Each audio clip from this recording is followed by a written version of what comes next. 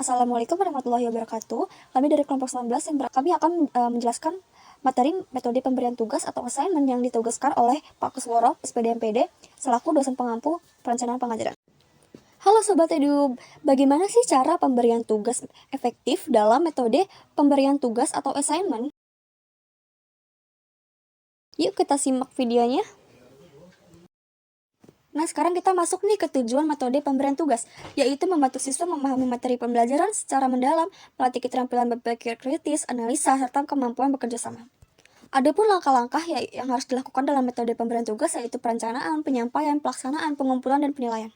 Perencanaan yaitu guru harus merancang tugas dengan matang, memastikan tugas tersebut sesuai dengan tujuan pembelajaran dan mampu menantang siswa secara tepat. Penyampaian, setelah tugas dirancang, guru harus menyampaikan instruksi dengan jelas dan detail. Penjelasan harus mencakup tujuan tugas, langkah-langkah pengerjaan, batas waktu pengumpulan, serta kriteria penilaian agar siswa tidak bingung dan dapat dikerjakan dengan baik. Lalu ada pelaksanaan, siswa melaksanakan tugas sesuai instruksi, baik secara individu maupun kelompok. Pada tahap ini, siswa belajar mandiri dan bertanggung jawab atas hasil kerjanya, sekaligus mengasah keterampilan manajemen waktu dan kolaborasi. Pengumpulan, tugas yang telah selesai dikerjakan dikumpulkan sesuai jadwal yang telah ditentukan. Pengumpulan tepat waktu penting agar proses pembelajaran berjalan lancar dan guru dapat segera melakukan penilaian. Yang terakhir ada penilaian, guru menilai hasil tugas dengan menggunakan rubrik atau kriteria sudah disampaikan sebelumnya. Penilaian harus objektif dan diikuti dengan umpan balik yang membangun agar siswa mengetahui kelebihan dan kekurangan mereka, serta dapat memperbaiki hasil belajar di masa mendatang. Berikutnya ada definisi metode pemberian tugas. Metode pemberian tugas adalah strategi pembelajaran aktif yang dilakukan di luar jam pelajaran formal. Guru memberikan tugas pada siswa untuk dikerjakan secara individu atau berkelompok, sehingga siswa dapat memperdalam materi, mengasah keterampilan, dan mengembangkan sikap belajar mandiri. Selanjutnya ada contoh penerapan dalam pembelajaran. Jadi metode pemberian tugas ini dapat diterapkan dari berbagai bentuk antara lain yaitu seperti proyek tentang tugas jangka panjang yang melibatkan penelitian atau pembuatan sesuatu, misalnya proyek membuat model ekonomi sederhana. Selanjutnya itu ada presentasi yang dimana siswa menyampaikan hasil belajar mereka secara lisan di depan kelas dan melatih kemampuan komunikasi dan percaya diri. Selanjutnya itu ada portofolio, yaitu kumpulan hasil karya siswa yang menunjukkan perkembangan belajar mereka atau selama periode tertentu. Dan terakhir itu ada esai, seperti tugas menulis yang mengasah kemampuan berpikir kritis dan kemampuan mengorganisasi ide secara tertulis.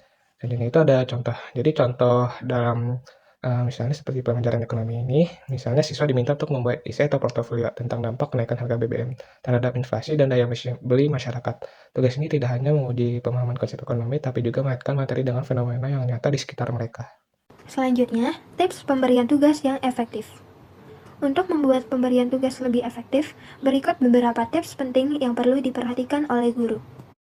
Pertama, berikan instruksi yang jelas. Berikan petunjuk yang rinci dan mudah dipahami agar siswa tahu apa yang harus mereka kerjakan, bagaimana cara mengerjakannya, dan kapan tugas harus dikumpulkan.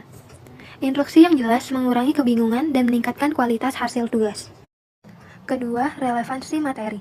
Pastikan tugas yang diberikan relevan dengan tujuan pembelajaran dan materi yang sedang dipelajari. Tugas yang relevan akan membuat siswa lebih termotivasi karena mereka melihat hubungan langsung antara tugas dan pengetahuan yang mereka butuhkan. Ketiga, berikan umpan balik yang konstruktif. Setelah menilai tugas, berikan umpan balik yang membangun bukan hanya nilai. Lalu jelaskan apa yang sudah baik dan bagian mana yang perlu diperbaiki. Umpan balik yang tepat akan membantu siswa belajar dari kesalahan dan meningkatkan hasil belajar selanjutnya. Keempat, variasi metode. Gunakan berbagai jenis tugas seperti proyek, esai, presentasi, atau portofolio agar siswa tidak bosan dan dapat mengembangkan berbagai keterampilan. Variasi juga membantu guru menyesuaikan metode dengan karakteristik siswa yang berbeda-beda. Kelima, penilaian yang transparan. Gunakan kriteria penilaian yang jelas dan komunikasikan pada siswa sejak awal. Jadi penilaian yang transparan membuat siswa memahami standar yang harus dicapai dan merasa adil dalam proses evaluasi. Selanjutnya itu ada tips tambahan untuk guru. Jadi selain tips utama tadi, ada beberapa hal tambahan yang perlu diperhatikan. Yaitu ada tugas proporsional, seperti berikan beban tugas yang sesuai dengan kemampuan dan waktu yang tersedia agar tidak merasa terbebani secara berlebihan. Tugas yang proporsional membantu menjaga motivasi belajar dan menghindari stres. Selanjutnya itu ada hindari tugas monoton. Itu ciptakan variasi dalam jenis dan bentuk tugas agar siswa tetap tertantang dan tidak bosan. Misalnya selain tugas tertulis, gunakan tugas praktikum, simulasi, atau diskusi kelompok. Selanjutnya itu ada petunjuk penyelesaian dan tanya jawab. Sediakan waktu bagi siswa untuk bertanya jika ada bagian tugas yang kurang jelas. Hal ini membantu mengurangi kesalahpahaman dan memastikan siswa dapat mengerjakan tugas dengan baik.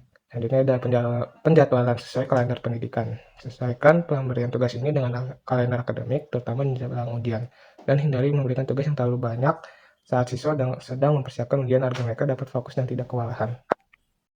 Sekian, terima kasih sudah menyimak video ini. Semoga penjelasan tentang metode pemberian tugas bisa jadi inspirasi dalam merancang pembelajaran yang lebih bermakna.